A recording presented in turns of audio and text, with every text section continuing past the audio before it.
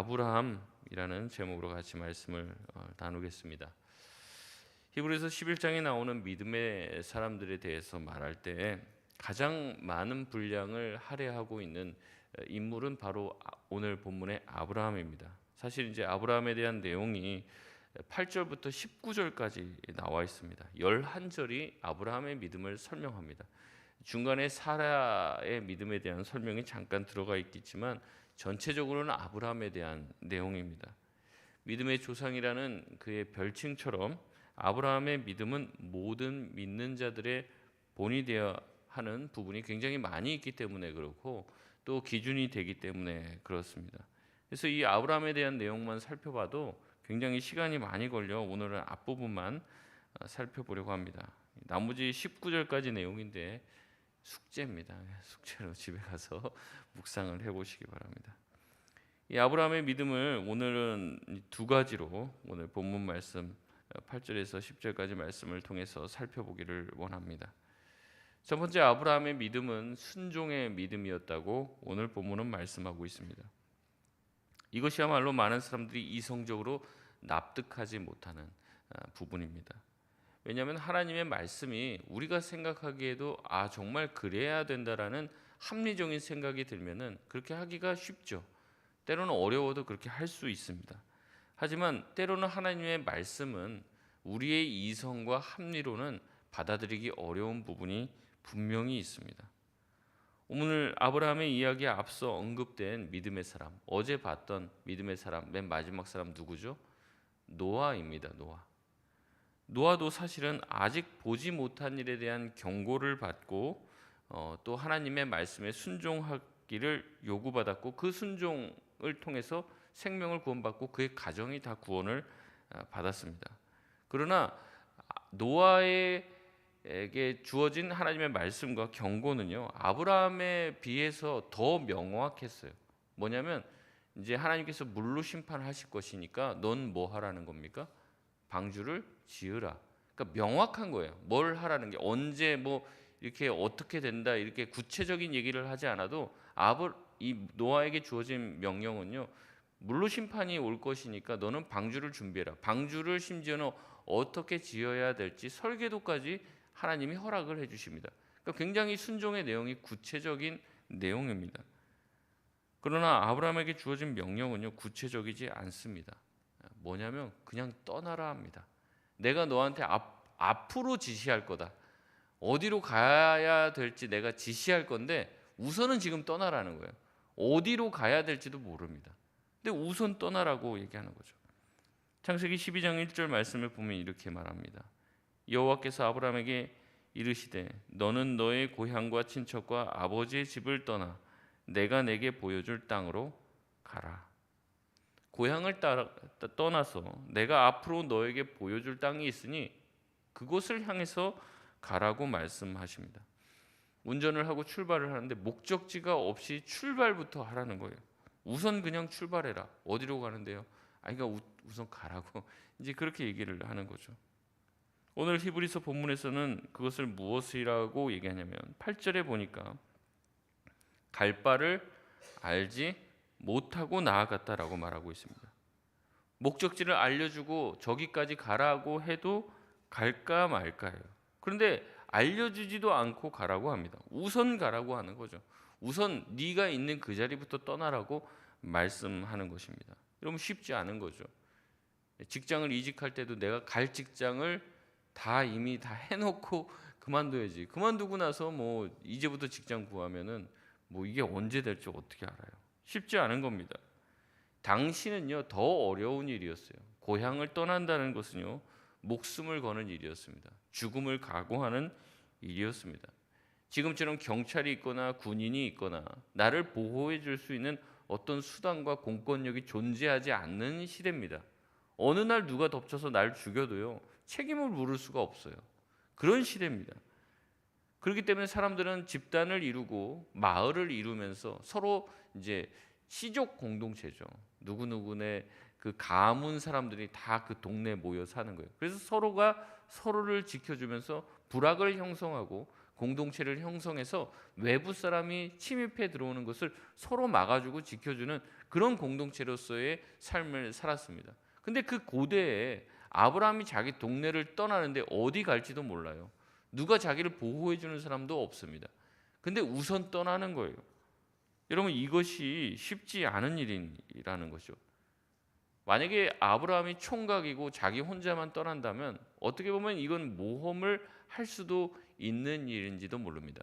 그러나 아브라함은 떠날 때 여러분 아시겠지만 아브라함은 가족들을 데리고 가고요.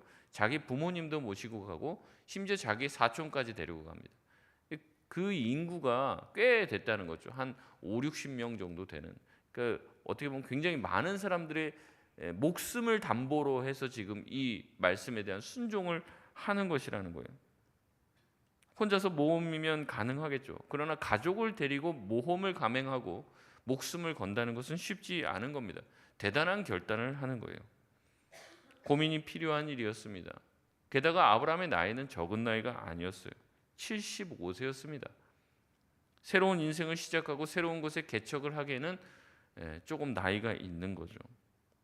그래서 아브라함이 이 말씀을 들었을 때 우리는 만약에 우리라고 생각을 하면 고민을 했을 것 같아요. 저라면 여기 뭐 결단하고 바로 갔겠다 이런 분도 계시겠지만 저라면 고민을 상당히 했을 것 같아요. 기도도 좀 해봐야 되고 잠깐만요.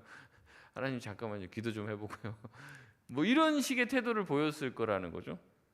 그러나 아브라함은 8절에 부르심을 받았을 때 순종했다라고 말씀하고 있습니다.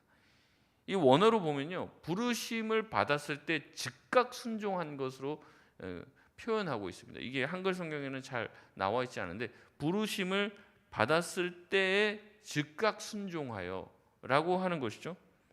어디로 가야 될지 알지 못했습니다. 어디를 향해 가는지도 언제까지 어디까지 가야 되는 것 모든 것이 의문투성이었지만 하나님의 부르심의 말씀만을 믿고 떠났다는 거죠. 자기 눈에 보이는 안전한 곳은 여기예요. 그러나 하나님이 말씀하시는 곳은 눈에 보이지 않는 곳이고 확인되지 않고 잡히지 않는 것입니다. 약속만 믿고 순종으로 나아간 것이에요. 여러분, 우리가 그렇게 살아갈 수 있을까요? 이게 쉽지가 않은 것이죠. 저도 제가 이제 서울에서만 자라고 서울에서만 있다가 어제도 좀 얘기했지만 이제 부산으로 사역하러 가기로 했는데 이게 참 두려운 거예요. 거기 무슨 친인척이 있는 것도 아니고 아무것도 모르고 거기 뭐 이제 놀러 몇 번 이제 간 적은 있지만 딱 거기만 갔다가 이렇게 와서 뭐 전혀 정보가 없는 거예요. 그러니까 이게 굉장히 마음이 불안하더라고요. 이제 또 많은 사람들이 말렸습니다. 이제 한번 내려가면 못 올라온다. 이제 별소리를 다 하더라고요. 그래서 이제 가는 것 자체가 굉장히 두렵고 이게 자기의 지역을 이탈하는 거예요. 근데 가족을 데리고 내려가야 되잖아요. 근데 이제 그렇게 가는 게 쉽지가 않더라고요. 그러면서 제가 고민하면서 기도하는데 하나님이 딱 이 말씀을 주시는 거예요. 아브라함의 말씀을. 아브라함은 알지도 못하고 어디로 가라고 하는지도 모르는 대로 가라고 해도 갔는데 너는 평생 어떻게 보면 이 말씀을 가지고 설교를 해야 될 사람이 어디로 가는지도 알고 있어요. 가서 뭐 어떻게 해야 되는지도 다 알고 있는데 이 내 자리를 떠난다는 게 쉽지가 않은 거예요. 내 자리. 제가 말씀드리는 홀몸이면 가겠다고요. 혼자면 가겠다고요. 근데 가족을 데리고 가고 항상 뭐 목회자가 그렇지만 가서 뭐 어느 정도 있다가 뭐 올라오거나 뭐가 보장돼 있으면 가겠죠. 근데 가서 어떻게 될지도 몰라요. 가서 또 뭐 한 1, 2년 만에 뭐 잘리면 다시 올라와야 되는데 또 뭐 수많은 생각이 머릿속에 이게 막 움직이는 거죠. 쉽지가 않더라는 거예요. 여러분, 그러나 아브라함은요, 말씀을 듣고 그 말씀을 듣자마자 짐을 꾸린 겁니다. 고민하거나 걱정하거나 근심하지 않고 하나님이 불렀으니 하나님이 책임져 주실 것이라는 것을 믿고 합리적이지 않지만 순종의 발걸음을 했다는 것입니다. 이것을 통해서 우리의 믿음의 조상이 되었다는 거죠. 우리는 때로는 하나님의 말씀을 들을 때 너무 계산을 많이 해요. 많이 생각합니다. 많이 생각하고 많이 계산하면은 뭔가 합리적이고 뭔가 유익한 방법을 내가 도출할 줄 생각하는데 그렇지 않다는 겁니다. 때로는 우리가 다 계산하지 않아도 하나님의 말씀에 순종할 수 있는 저와 여러분 다 되시길 주의 이름으로 소원합니다. 두 번째 아브라함의 믿음은요, 인내하는 믿음이었다고 말합니다. 하나님의 지시대로 아브라함은 약속의 땅인 가나안 땅으로 들어갔어요. 그러나 가나안 땅에 가보니까 아는 거예요. 뭐냐면 가나안 땅에 가보니까 그 땅이 자기 땅이 아니더라고요. 가나안 땅을 주겠다고 해서 가나안 땅 갔습니다. 근데 가나안 땅은 이미 이방 족속들이 다 땅을 다 차지하고 있어요. 거기에 아브라함에게 예비된 땅은 없었습니다. 이방인들이 다 차지하기 있었기 때문에 아브라함은요 텐트 생활을 했어요. 여기다가 이제 텐트 치고 야영하고 그 다음 날 또 짐 싸요. 또 어디로 가는 거예요. 또 양을 치기 때문에 계속 방목을 하며 돌아다니면서 생활을 했습니다. 가나안 땅을 하나님께서 주시겠다, 약속의 땅에 주시겠다 해서 그 땅으로 가라고 해서 갔습니다. 갔으면 땅이 주어져야 하는 것이죠. 뭔가 하나님이 예비한 땅, 딱 아브라함 땅이라고 하는 그 뭔가가 있어야지 되는데도 불구하고 가나안 땅에 들어갔는데 아무것도 자기에게 주어진 게 없어요. 즉각 뭔가 나에게 뭔가 주어질 것 같이 말씀하시는 것처럼 느껴졌지만 갔는데도 아무것도 없다는 거죠. 아브라함의 거의 삶은 그렇습니다. 아들을 주시겠다고 하는데 아들이 안 생겨요. 나이만 계속 먹는다고요.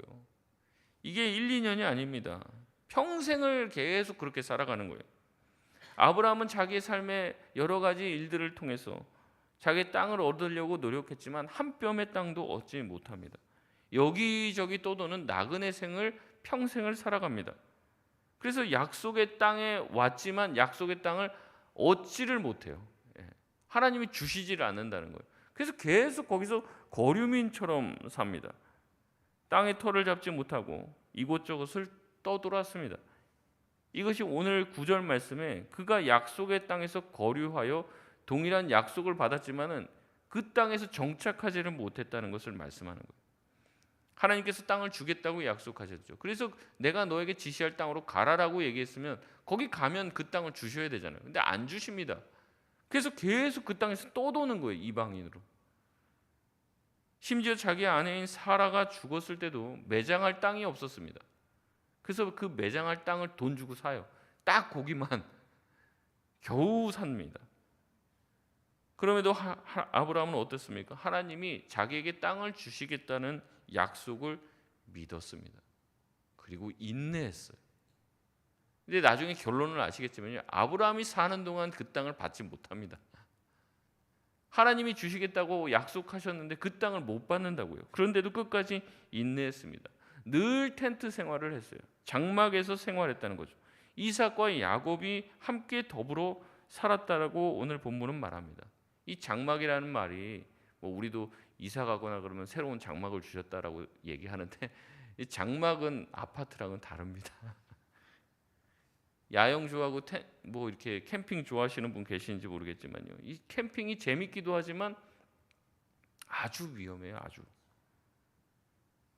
치안이 불안합니다. 외부의 공격이 쉽게 노출이 되어 있습니다. 밖에서 화살을 날리면 그냥 텐트는 아무것도 막아주지 못해요. 뚫고 들어옵니다. 그래서 캠핑을 할 때도 사람들이 다 캠핑장에서 하는 거고 뭔가 안전한 곳에서 캠핑을 하는 것이죠. 그래서 그에 비해서 벽돌과 이 콘크리트로 세워진 집은 안전하죠. 벽이 있고 문이 있습니다. 외부의 적으로부터 나를 지켜줍니다. 이제 가끔 신방하러 가면요, 좋은 집일수록 집까지 들어가기가 너무 힘들더라고요. 들어갈 때부터 잠깐만요, 어디 왔습니까? 몇 동 몇 호입니까? 전화까지 다 해보고 이 사람 들어가도 되냐? 엘리베이터 타도 뭘 찍어줘야 돼요. 뭘 입주민 카드 안 찍으면 버튼 눌러도 그 층으로 가지를 않습니다. 올라가면 또 그 앞에 또 철문 있죠. 비밀번호 또 누르고 들어가야 됩니다. 이게 뭔가 좋은 집일수록 안전한 집일수록 들어갈 때 뭐가 많다는 거예요. 장애물이 많아요. 장애물. 그래서 배달하러 가는 사람들 굉장히 힘들대잖아요. 배달하러 못 가겠다고 막 신분증 맡겨야 되고 범죄 위협에 노출되어 있기 때문에 여러 가지 앞에 스크린 장치를 해놓는 것이죠. 여러분 근데 텐트는요, 장막은 그런 게 없다고요. 얇은 천조각 하나예요. 그게 어떻게 자기를 지켜줍니까? 근데 평생 그렇게 장막을 치면서 텐트 치면서 돌아다니면서 유리 방황하면서 산다고 생각해 보세요. 내일 어디다 텐트를 쳐야 될지 몰라요. 오늘 또 내일 여기에 있고 싶지만 또 누가 와서 너 여기다 왜 텐트 치고 그러냐? 저쪽으로 가라. 그러면 또 떠돌아다니는 거예요. 그게 아브라함의 인생이었습니다. 하나님이 주시겠다고 하는 땅에 갔지만 거기에서도 유리했다는 거죠. 근데 아브라함은 어떻게 했어요? 자기 이삭과 야곱에게 같은 장막에서 살면서 뭐라는 거예요? 계속 가르치는 거예요. 하나님께서 우리에게 가나안 땅에서 땅을 주시겠다고 약속하셔서 이걸 가르쳐야 돼요. 아니 뭐가 보여야지 뭐 한 평이라도 사고 그다음에 두 평 사고 조금씩 집을 넓혀가는 재미도 있고 그래야 되는데 그게 아니에요. 눈에 보이질 않아요. 계속 여기저기를 쫓겨다니면서 살았습니다. 그럼에도 무엇을 붙들었어요? 하나님이 땅을 주시겠다고 하신 약속을 붙들었다는 겁니다. 그러면서 어떻게 했습니까? 10절 말씀인데 우리 같이 한번 읽겠습니다. 시작. 이는 그가 하나님이 계획하시고 지으실 터가 있는 성을 바랐음이라. 아멘. 지금 아브라함은 텐트에 살고 있어요. 그러나 10절에 하나님께서 계획하고 지으실 터가 있는 성을 주실 것을 믿고 바라봤다고 얘기합니다. 제가 말씀드렸잖아요. 무슨 청약을 지원하면서 청약에다가 돈을 넣고 있으면서 지금 앞으로 우리 내 집 장만 할 거야 이렇게 하는 게 아니에요. 뭐 아무것도 안 하고 있습니다. 지금 그냥 천막에서 살고 있어요. 밖에서 노숙하면서 하나님이 그렇게 해주실 것을 붙잡았다고 얘기합니다. 여기 10절 말씀에 보니까 하나님이 계획하고 지으실 터가 있는 성을 바랐습니다. 이렇게 말하고 있는데요. 이 단어를 이제 직역을 하면 뭐냐면 하나님이 설계를 하시고 시공을 하실 성을 바랬다라고 말하는 거예요. 그러니까 하나님이 설계도를 그리시고 계획하시고 하나님이 시공을 하실 성을 바랐다는 거예요. 그래서 이 건축에 대한 단어를 씁니다. 심지어 이 시공을 하신다라는 건설하신다는 단어는 성경 전체에서 단 한 번밖에 나오지 않는 단어입니다. 여러분 건물을 지을 때는요. 여기 또 이제 설계하시고 건축에 계시는 분들이 계셔서 제가 입을 떼기가 참 어려운데 건물을 지으려면 먼저는 설계도를 그려야 돼요. 설계도를. 그렇잖아요. 설계도 없이 어떻게 집을 짓습니까? 설계도를 그려야 돼요. 빠짐없이 모든 요소들을 집어내야 되고 디자인과 안전을 고려한 설계를 해야 합니다. 그래서 이 모든 것들을 잘 고려해서 설계를 해야 되기 때문에 설계는 아무나 못하죠. 자격이 있는 사람이 해야 됩니다. 잘못 설계를 하면 무너지죠. 다칩니다. 그 안에 사람이 살더라도 삶의 질이 굉장히 망가질 수 있는 거죠. 그런데 설계를 아무리 잘해도 시공을 잘해야 합니다. 요새 뭐 TV에서 나오는 내용이 결국에 설계 문제라기보다 물론 설계 문제도 있겠지만 시공의 문제가 많은 거죠. 철근을 뭐 10개 넣어라 이렇게 했는데 이제 하나만 넣거나 하나도 안 넣거나 뭐 이러는 거죠. 그래서 시공할 때 뭐 대충 하는 거죠.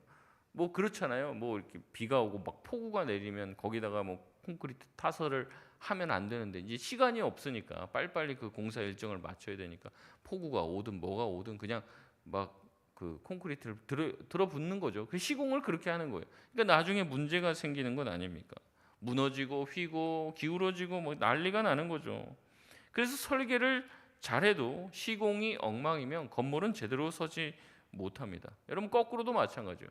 시공이 엄청 잘 돼도요. 애초에 설계가 문제가 있으면 건물은 부실 건물이 되는 것입니다. 그렇기 때문에 건물이 제대로 세워지려면 이 두 가지가 다 돼야 됩니다. 잘 설계가 돼야 되고 잘 시공이 돼야 되는 거죠. 이 설계와 시공이 완전히 되고 그렇게 된다고 할지라도 감리를 받고 감독을 받아서 이게 정말로 설계도대로 지어졌는지 그리고 제대로 시공이 되었는지 검사를 받아야 한다는 거죠. 근데 아브라함이 뭘 바라봤냐면요. 자기가 살 집을 하나님께서 설계해 주시고 하나님께서 시공도 해 주실 것이라는 것을 믿고 바라봤다고 얘기하는 거예요. 하나님께서 자기에게 땅을 주신다고 말씀하셨다면 하나님에게 계획이 있다라는 것을 자기가 믿었다는 거예요. 그리고 하나님이 계획이 있으면 이 모든 것을 시공하고 세워 나가시는 것도 누구라는 거예요? 하나님이라는 것을 그가 믿고 바라봤다는 겁니다. 아까도 말씀드렸습니다. 설계는 아무나 하는 게 아니라고 말씀드렸죠. 똑똑해야 됩니다. 미적인 감각이 있어야죠. 잘 해야 됩니다. 모든 요소를 빠짐없이 해야 하고 경험이 많아야 합니다. 그런데 하나님이 최고의 지혜를 가지고 계신 하나님이 설계를 해주신다면 누가 그보다 더 잘 설계를 할 수 있겠습니까?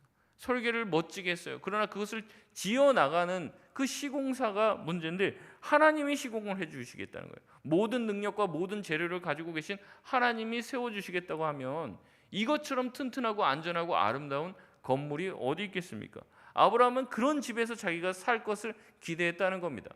하나님이 세워주시고 하나님이 계획하시고 하나님이 지어주실 그 집, 그 대단한 집을 기대했다는 거예요. 그래서 자기의 힘으로 뭔가를 설계하거나 지으려고 하지 않았다는 겁니다. 여러분, 하나님이 설계하고 하나님이 세우신 집은 몇 년 갈까요? 100년 갈까요? 100년? 1000년 갈까요? 여러분, 하나님이 계획하신 집, 하나님이 세우시는 집은 영원한 줄 여러분 믿으시길 바랍니다. 그러기에 아브라함이 믿고 바랬던 거는요, 단순히 가나안 땅에 지을 자기 집이 아니었어요. 가나안 땅에 세워질 자기의 성이 아니었다는 거죠.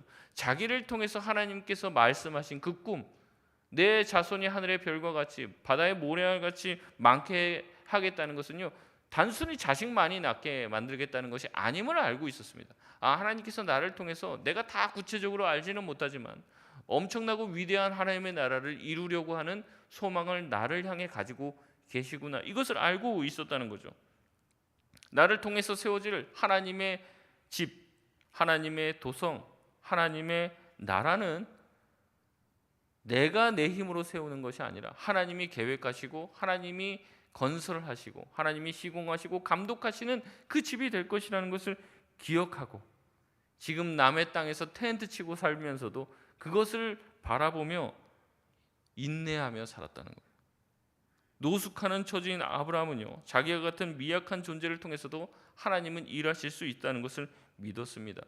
그렇기 때문에 평생 인내할 수 있었고, 자신이 사는 동안 이 일이 이루어지지 않더라도 자기에게 주신 하나님의 말씀을 이삭과 야곱에게 되물림하는 거예요.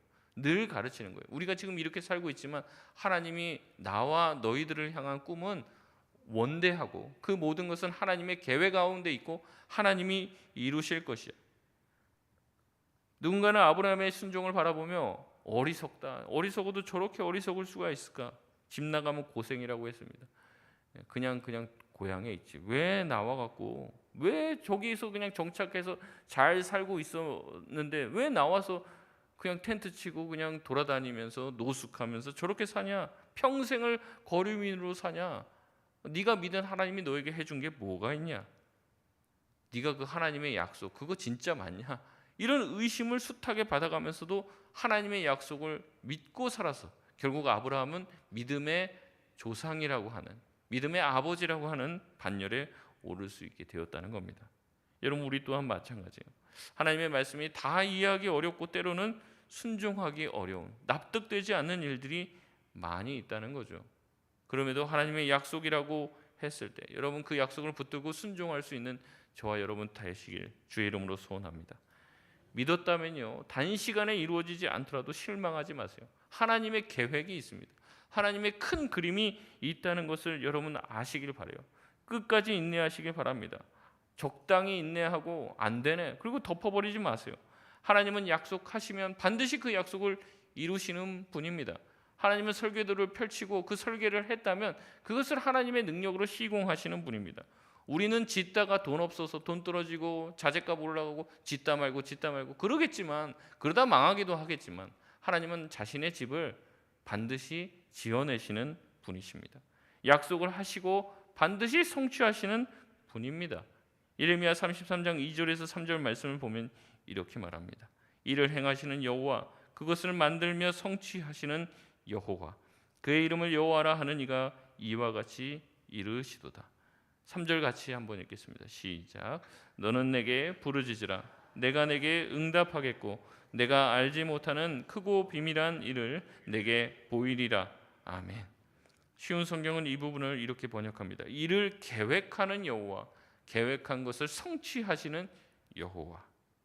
하나님은 우리에게 약속을 하시고 그 약속을 성취하시는 분이십니다. 여러분, 그렇기 때문에 우리가 무엇 해야 되겠습니까? 이 예레미야 말씀처럼 하나님께서 이를 계획하시고 성취하시는 분이니까 너는 뭐 하라는 거예요? 내게 부르짖으라는 거죠. 부르짖으라는 겁니다. 여러분, 기도하라는 거예요. 하나님의 계획이 있고 하나님의 계획이 성취될 것이니 너희는 기도하라는 거죠. 육신의 눈을 감고 기도의 자리로 나아갈 때 영안의 눈이 열리는 거예요. 그래서 하나님의 약속이 보이는 것이고 하나님의 도성을 볼 수 있는 눈이 열립니다. 이것은 육신의 눈으로 볼 수 있는 것이 아니죠. 육신의 눈으로 보이면 더 안전한 것, 더 돈이 되는 것, 더 편안한 것이 보입니다. 그 눈으로 봤을 때는 하나님의 꿈이, 하나님의 나라가 보이지 않는 것이죠. 여러분, 보이는 것을 신뢰하지 마십시오. 보이는 것이 전부가 아닙니다. 환경의 지배를 받지 마십시오. 기분에 휩쓸리지 마십시오. 여러분의 감각과 경험을 믿지 말고 하나님의 말씀을 믿을 수 있는 저와 여러분 되시길 바랍니다. 푸른 마르고 꽃은 시들지만 주의 말씀은 영원하다 말씀하셨습니다. 하나님이 입 밖으로 내신 그 말씀은 반드시 성취가 됩니다. 하나님이 계획하시고 하나님이 지으시기 때문에 그런 거죠. 그거는 100년 1000년 가는 집이 아니라고 말씀드렸습니다. 영원한 집이요, 무너지지 않는 집입니다.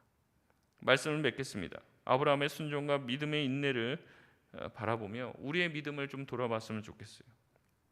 아브라함이 믿은 하나님과 내가 믿는 하나님이 다릅니까? 같은 하나님입니다. 그러나 그는 어떻게 이렇게 하나님을 신뢰하고 하나님의 말씀을 붙들을 수 있었을까요? 우리는 지금 말씀도 보고 유튜브 보면 여러 가지 좋은 설교들도 있고 또 지금 성경 말씀도 다 가지고 있는데 아브라함은 아무것도 없어요. 말씀을 가르쳐주고 자신을 위해서 기도해줄 목사님도 없어요. 그런데도 하나님 한 분의 말씀만을 붙들고 나아가고 있습니다. 하나님이 계획해 주시는, 또 하나님이 세워주시는 그 집은 망하지 않을 것이라 믿고 나아가고 있습니다. 여러분, 우리도 그래야 될 줄 믿습니다. 하나님이 세우시는 나의 삶, 나의 가정, 나의 교회는 결코 무너지지 않다는 것을 기억하시길 바랍니다. 주님께서 저와 여러분에게 약속하신 모든 것들 반드시 이루어 주실 것을 믿고 붙들며 나아갈 수 있는 저와 여러분